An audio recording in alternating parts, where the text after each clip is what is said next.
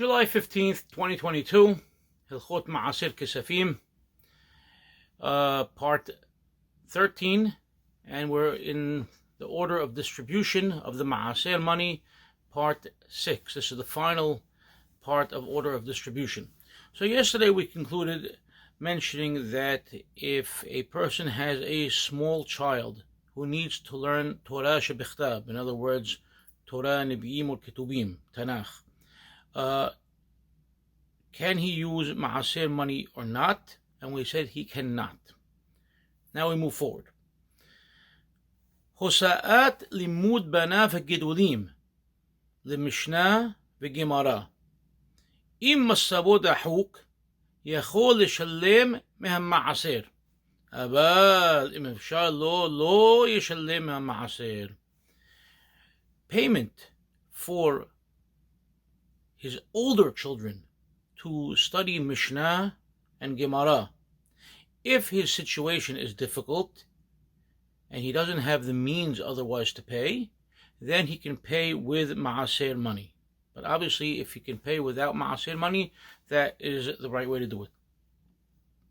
הוצאות נישואי בנו וביתו הגדולים, ובפרט מהם תלמידי החכמים, רשאי להוציא מהמעשר, ואין חייב להודיע להם שממעות מעשר הוא מוציא.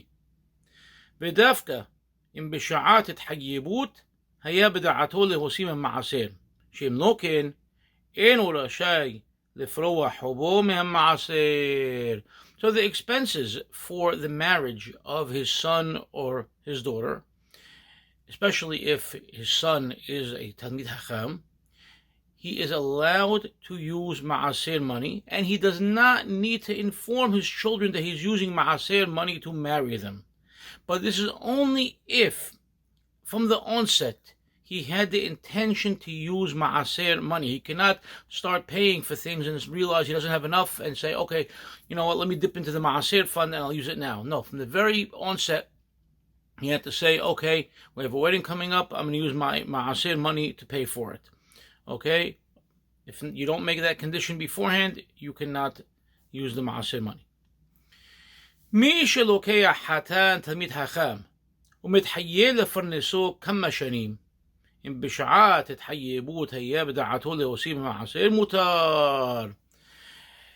As we see nowadays, some people marry their daughter off to a Talmid Hacham, and obviously Talmid Hacham has a very, very limited income,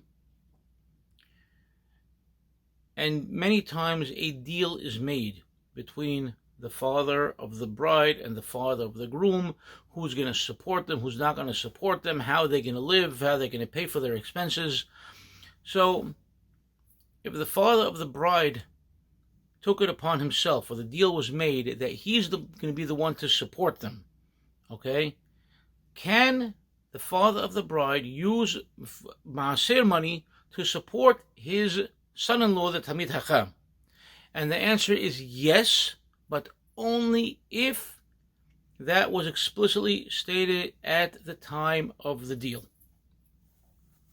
Final halacha, מי שקיבל עסקה מחברו וחולקים הרווחים ביניהם בדרך היתר, אין המקבל עסקה יכול ליתן המעשר, אלא ייתן חציו לנותן העסקה, והוא ייתננו למי שירצה.